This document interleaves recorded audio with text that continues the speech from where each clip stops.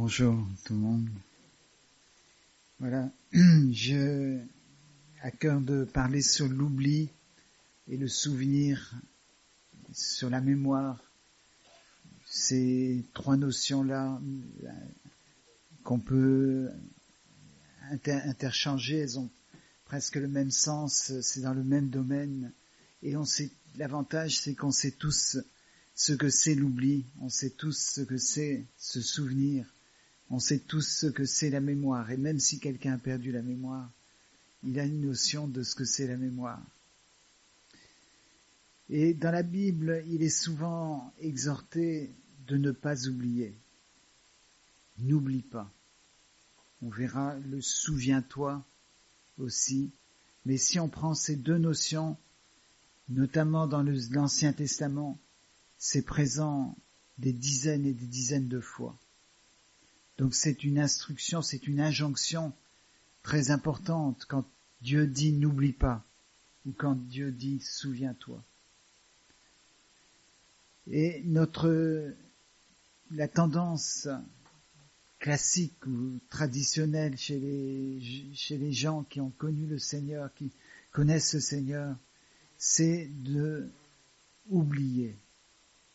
C'est-à-dire le Seigneur fait une œuvre dans la vie à la conversion.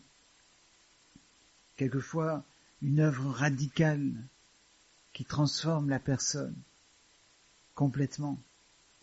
Et cet événement est tellement marquant dans la vie de la personne que, au début, elle en est imprégnée et toute sa vie est modifiée, et changée et marquée par cette expérience.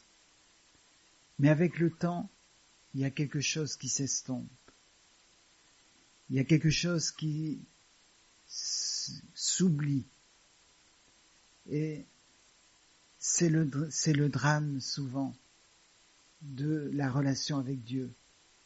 Chez les hommes et les femmes qui ont fait une rencontre avec Dieu, il y a quelque chose avec le temps qui s'efface. Mais ça, c'est parce qu'on est esclave du temps. Mais souvenons-nous, c'est le cas de le dire, que le Seigneur est éternel et qu'il n'est pas esclave du temps. Il est libre du temps. Il est l'Éternel. Et c'est pour ça qu'il a la puissance de nous délivrer, de nous épargner, de nous sauver de l'influence du temps. Et on a besoin, selon la parole de Dieu, de nous souvenir. On a besoin de faire cet effort pour ne pas oublier avec le temps. On a besoin de se rappeler ce que le Seigneur a fait. Il donnait cette injonction à Israël de se souvenir de leur sortie d'Égypte. Et c'est à nous, quotidiennement, à nous souvenir de là où le Seigneur nous a tirés et ce qu'il a fait pour nous. Parce que c'est très ingrat de oublier ce que Dieu a fait pour nous. On est marqué par le Seigneur quand on se donne au Seigneur. Mais comme j'ai dit, on oublie si vite avec le temps. Et Jésus s'est présenté comme étant, on l'a chanté tout à l'heure, il s'est présenté comme étant la vérité. Je suis la vérité. La vérité, dans le terme grec, comme vous le savez, on le dit souvent, c'est aletheia, c'est l'absence d'oubli. Ça veut dire que Jésus a dit « Je suis » l'absence d'oubli. Et c'est Jésus qui réellement peut nous protéger d'oublier ce que Dieu a fait pour nous, mais d'oublier aussi ce que l'on a vécu en Égypte. Dieu ne veut pas qu'on oublie. Il ne veut pas oublier qu'on était esclave. Le peuple d'Israël a déformé le passé. Avec le temps qui passait, il a déformé son souvenir de l'Égypte en disant c'était bien, on mangeait bien là-bas, on avait tout ce qu'il fallait. Et ils ont oublié les atrocités qu'ils ont vécues. Ils ont oublié l'esclavage. Ils ont oublié les mauvaises conditions. Mais Jésus vient pour nous rappeler ce qu'on a connu et pour nous rappeler sa délivrance. Est-ce qu'on veut laisser Jésus aujourd'hui agir dans notre vie, lui qui est l'Éternel, pour que nous ne soyons pas esclaves du temps qui passe, pour que nous ne soyons pas esclaves de cet oubli qui efface les choses que Dieu a faites pour nous. Donc Dieu nous donne la conscience du passé. Vous savez, les robots, l'intelligence artificielle ne peuvent pas ressentir les choses. Ils sont marqués par des événements qui se produisent. Aussi, une machine sophistiquée, un robot, va être marqué par les événements qui se produisent, comme cette salle ici. Elle a une mémoire du passé.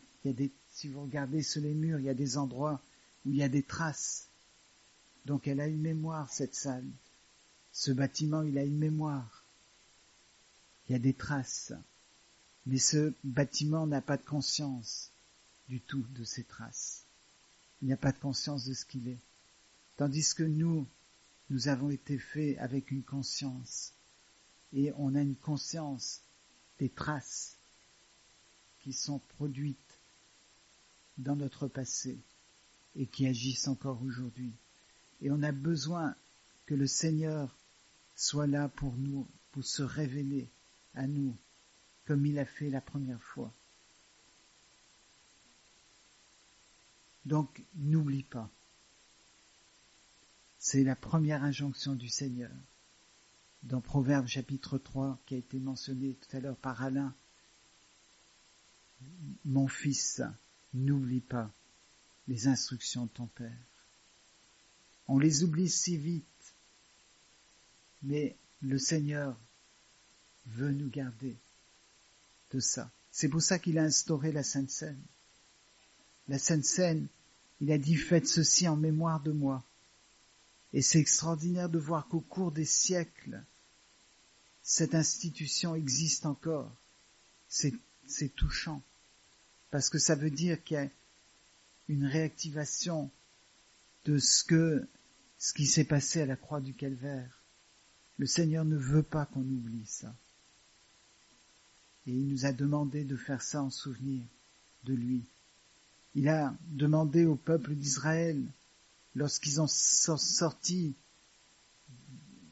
quand ils sont rentrés dans la terre promise, lorsqu'ils devaient traverser le Jourdain, de construire un autel au milieu, avec les pierres qui resteraient là, comme un souvenir, comme un mémorial, comme un signe du passé, de ce que l'Éternel avait fait, pour que si les enfants demandent à leurs parents, c'est quoi ces pierres-là, ils puissent leur dire, c'est l'Éternel qui nous a fait sortir de là où on était pour rentrer dans la terre promise. Et il a fait un miracle. Il a ouvert le Jourdain.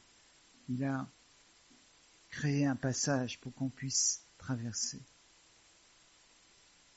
Il doit y avoir ce souvenir, il doit y avoir cette institution. Et quand on cherche l'étymologie de souviens-toi, ou pas l'étymologie réellement, mais le sens en hébreu qui est utilisé dans la Bible lorsque Dieu dit souviens-toi, c'est un mot qui veut dire invoquer, et c'est un mot qui veut dire aussi instruire. Quand le Seigneur nous dit souviens-toi de là où tu es tombé, de là où tu étais, et souviens-toi de ce que j'ai fait pour toi, il est en train de dire invoque et instruis. Il est en train de dire invoquer, ça veut dire appeler à l'intérieur. Et ça veut dire qu'on doit rappeler à l'intérieur ce que le Seigneur a fait pour nous. On doit invoquer le nom du Seigneur, mais on doit aussi instruire nos enfants. On doit leur transmettre ce message. C'est tellement important de voir que si Dieu a permis que ça dure, c'est la Sainte Seine par exemple, ou les rassemblements de chrétiens, le fait de chanter, le fait de prier, le fait de lire la Bible ensemble, d'entendre la parole de Dieu, au travers des siècles, c'est tellement important, parce que c'est ça que nos enfants voient, et ils le transmettront à leurs enfants aussi. Si on instruit le jeune homme, la jeune fille dans les voies du Seigneur, eh bien en grandissant, la parole de Dieu va rester dans les cœurs et va se révéler d'une manière ou d'une autre. Donc, souvenez-vous, n'oubliez pas que dans la notion de souvenir, il y a le fait de invoquer et le fait de instruire, d'enseigner aussi. Mais il n'y a pas que le temps qui fait qu'on oublie. Il y a aussi le manque d'activation du souvenir. Il y a le manque de lien avec ce qui se passe dans notre environnement. Et comme je disais tout à l'heure, le Seigneur a demandé au peuple de construire un autel à tel endroit. Il a aussi montré une pierre à un endroit qui était là pour sceller une alliance. Il a mis dans le ciel l'arc-en-ciel pour sceller son alliance avec les hommes et pour que les hommes se souviennent en voyant. Et c'est ça qui excite la mémoire. C'est ça qui permet qu'on se souvienne des choses quand on voit des objets qui nous rappellent tel souvenir. On voit des photos qui nous rappellent les vacances. On voit des choses qui nous rappellent le Seigneur. Et ces associations sont très importantes pour pouvoir réactiver le souvenir. Et on doit entretenir ces associations. On doit entretenir pour ne pas oublier.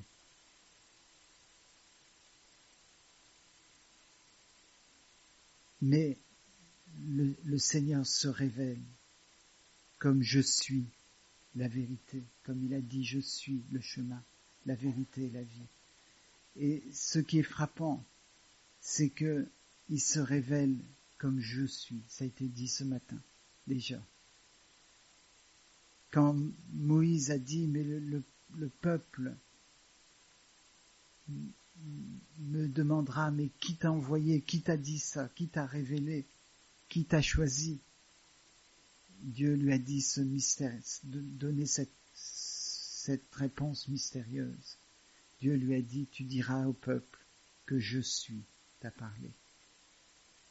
Et c'est très frappant de voir que celui qui gère notre futur, celui qui gère notre passé, s'appelle je suis. Et celui qui doit agir sur notre vie, c'est pas le Dieu du passé, c'est pas le Dieu de l'avenir, c'est le Dieu du présent, c'est je suis. Et il se révèle à nous parce qu'on a besoin qu'il nous rappelle les choses de Dieu. On a besoin aussi qu'il nous libère des souvenirs du passé qui conduisent notre vie. On a besoin aussi qu'il nous libère des souvenirs du futur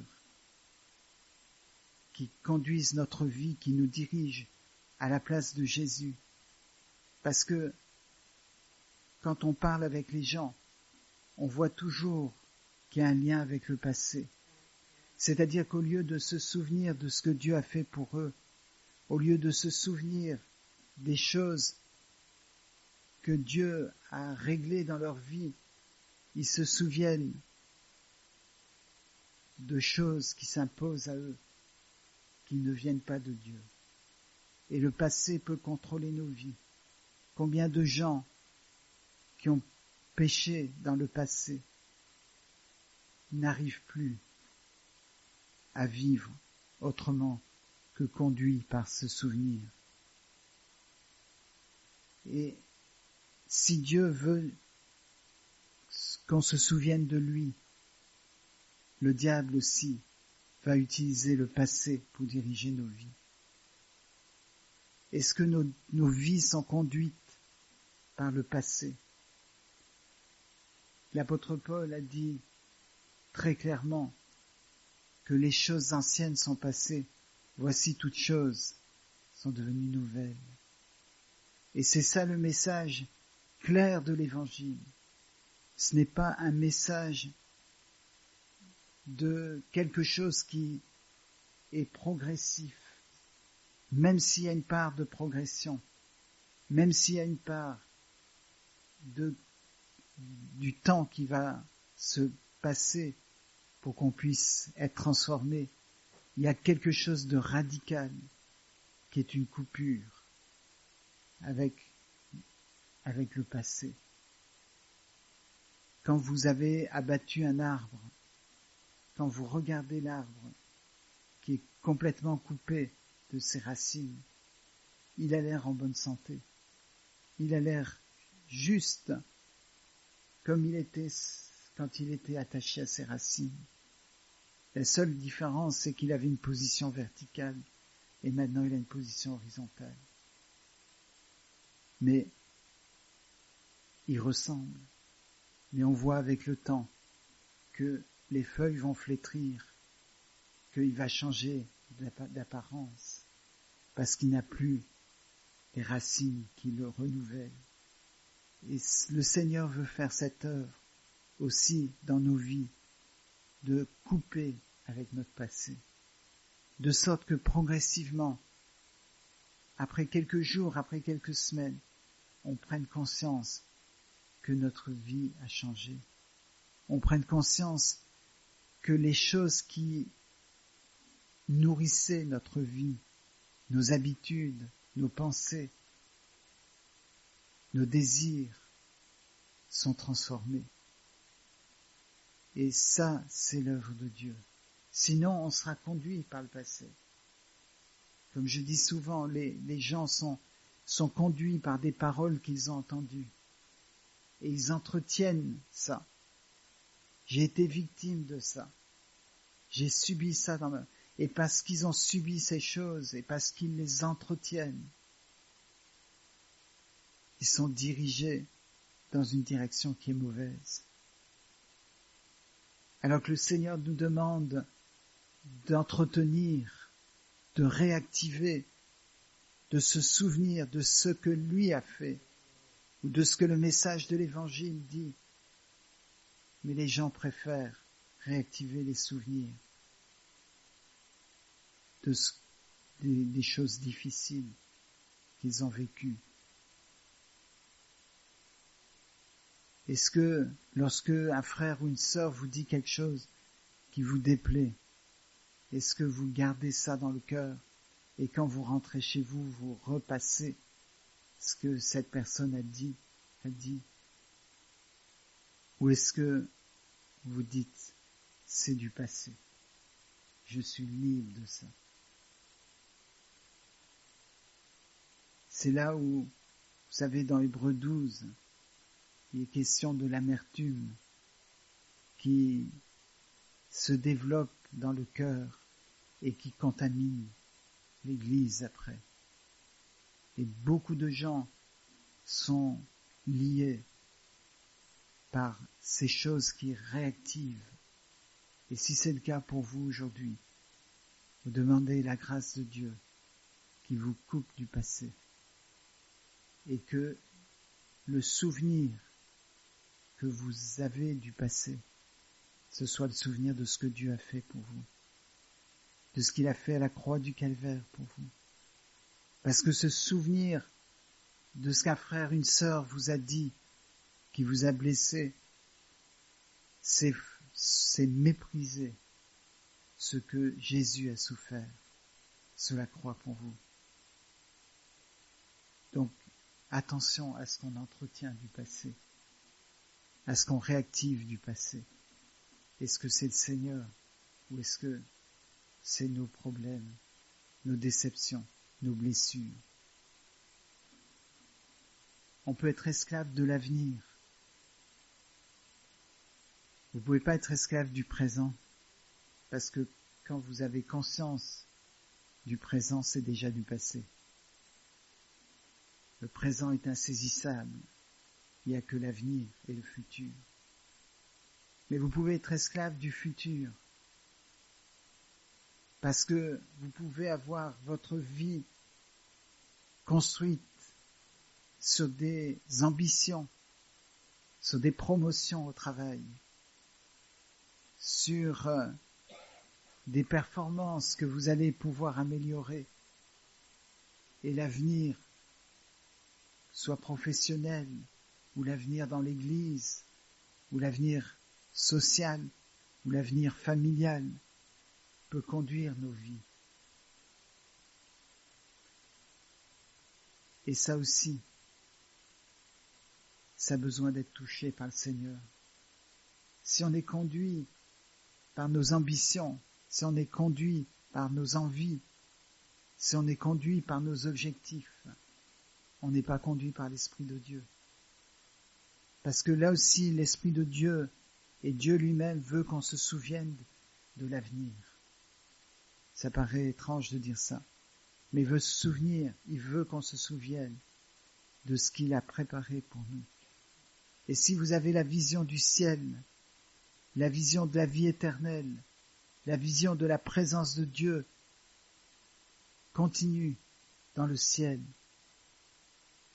eh bien votre vie va changer. Et ça, le Seigneur le sait. Et c'est pour ça qu'il veut dire souviens-toi. Souviens-toi qu'après la mort vient le jugement. Souviens-toi qu'après la mort, si tu as donné ta vie au Seigneur, tu seras dans la présence de Dieu. Et si tu souffres sur la terre, souviens-toi de ton futur que j'ai tracé pour toi.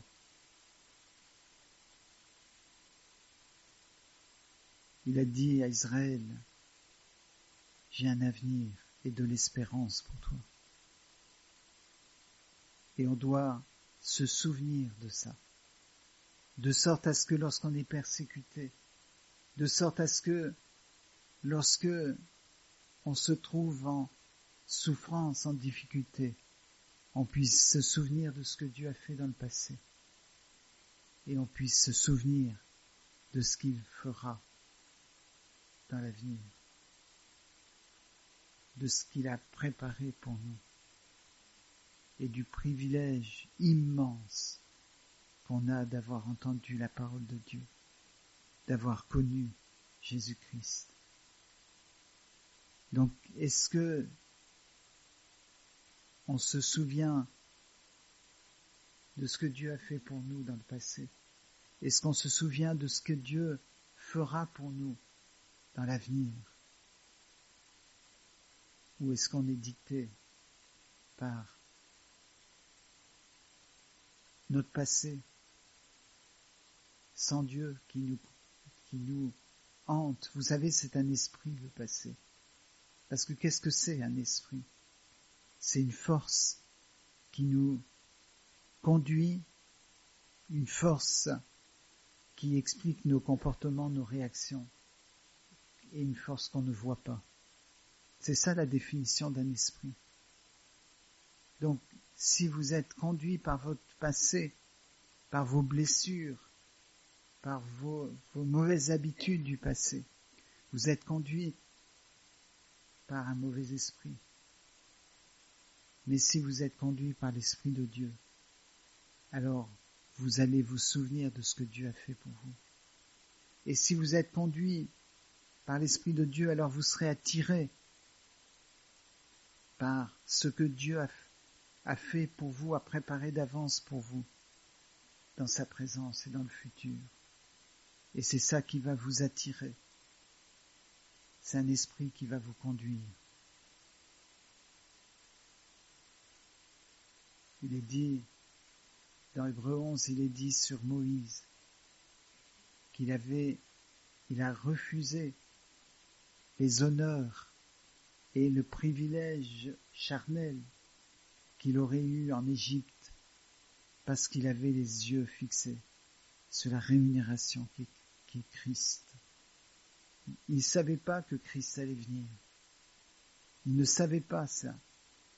Mais dans sa vie, il y avait quelque chose qui témoignait que Jésus-Christ allait venir. Exactement comme Abraham, lorsqu'il a consenti d'offrir son fils Isaac, il avait la vision de ce que ça allait représenter à Gethsémani et au Calvaire, bien longtemps après. Il n'en avait pas conscience, il pouvait pas dire oui, je suis en train de représenter Dieu qui va offrir son fils. Il n'avait pas conscience de ça, mais il avait une conscience que c'était la volonté de Dieu et que c'était un symbole qui était très important. Et il l'a fait parce qu'il était conduit par l'Esprit de Dieu. Et Dieu est intervenu, bien sûr, pour Isaac.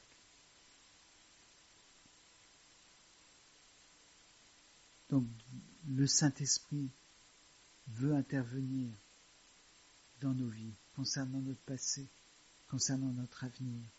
Il veut nous délivrer de toute cette influence que l'avenir et que le passé veulent exercer sur nos vies, et veut nous remplir du Saint-Esprit.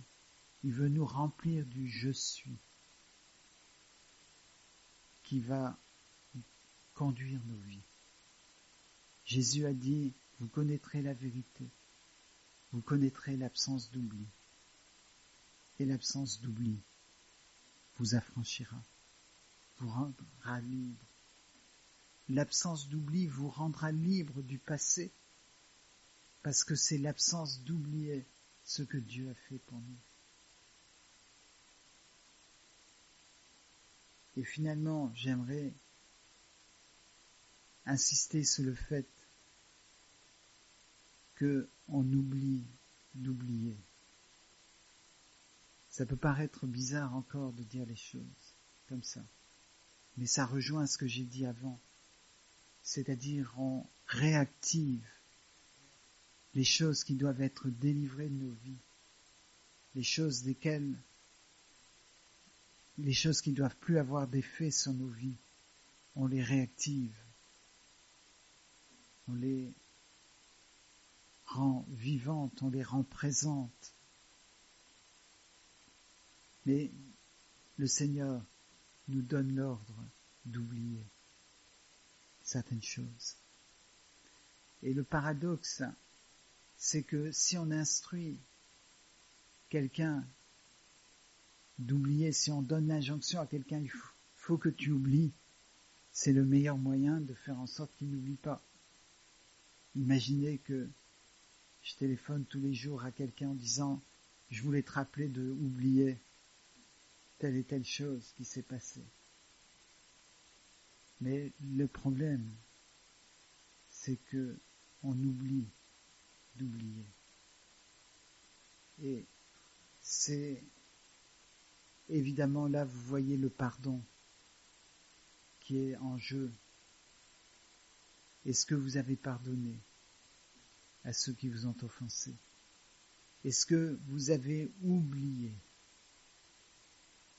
C'est-à-dire, est-ce que vous n'avez plus de conscience de ce qui s'est passé? Oui, la trace peut être là. La trace sera là. Mais comme ce bâtiment a des traces du passé, mais il n'en a pas conscience, les traces de l'histoire n'affectent pas le bâtiment du tout. Est-ce que quand quelqu'un nous a dit quelque chose de très méchant, est-ce qu'on l'a oublié? On se souvient de l'événement, mais on a oublié l'impact que ça a eu sur notre vie. Et ça n'a plus d'effet. Ou l'effet que ça a est totalement contraire à ce que c'était au début, quand on a reçu la blessure. Est-ce qu'on a pardonné? Est-ce que on est prêt à pardonner? Pardonner, ça veut dire renoncer à toute revendication de droit. Parce que vous n'avez pas de droit. Si vous dites « je suis mort en Christ », vous n'avez plus de droit à réclamer. On ne peut pas être au Seigneur et de dire « j'ai le droit » qu'on reconnaisse que telle personne m'a offensé. On ne peut pas dire que on a été lésé en quelque sorte, puisqu'on a dit qu'on était mort. Si on est mort spirituellement à notre vie passée, eh bien, on ne peut plus rien réclamer. Alors, est-ce qu'on a pardonné? Est-ce qu'on aime la personne qui nous a fait du mal? Le sermon sur la montagne est très clair. L'enseignement de Jésus est très clair. L'enseignement de l'apôtre Paul est très clair.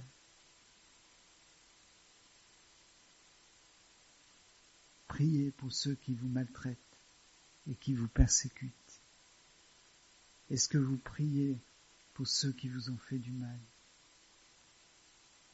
Combien de gens quittent les églises traditionnelles? Vous savez, je suis fils de pasteur et depuis mon enfance, je entends les mêmes remarques systématiquement. Les gens qui quittent l'église en disant qu'ils ont été déçus. Ils ont été déçus de telle et telle chose. La question que je me pose toujours, c'est pourquoi ils ont été déçus et pourquoi ils réagissent, ils réfléchissent comme ça, plutôt que de dire « est-ce que j'ai déçu l'Église? Est-ce que j'ai fait du mal à quelqu'un? Est-ce qu'en partant, je vais faire du mal à quelqu'un ?» Mais c'est toujours les mêmes arguments. Toujours la même chose. Le souvenir d'un événement qui fait qu'on n'oublie pas.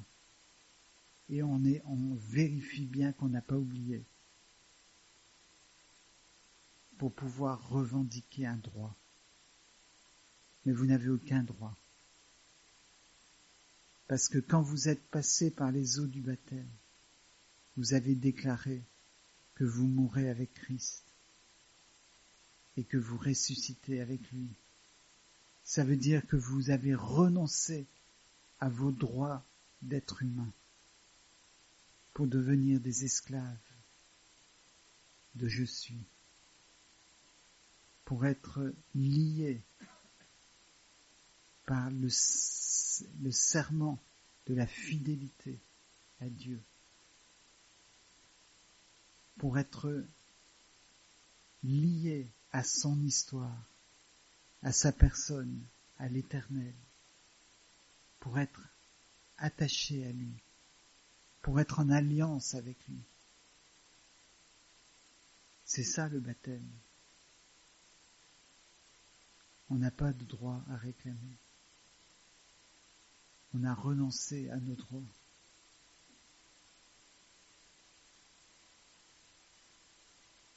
En résumé, j'aimerais nous dire que l'oubli, c'est quelque chose de merveilleux.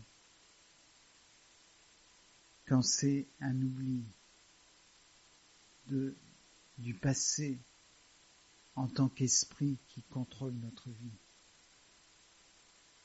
Mais le Seigneur a dit, n'oublie pas par où tu es passé. N'oublie pas ce que j'ai fait pour toi. N'oublie pas le calvaire. N'oublie pas ton engagement dans les eaux du baptême. N'oublie pas ta déclaration publique que tu voulais suivre le Seigneur Jésus. N'oublie pas ce que j'ai fait pour toi, pour te sortir d'Égypte, pour te faire traverser le Jourdain et rentrer dans la terre promise. N'oublie pas. Mais tu es libre. Si tu viens à Jésus, tu es libre de ton passé. Tu es libre de ton futur. Parce que là aussi, tu diras, je n'ai aucun droit sur mon avenir.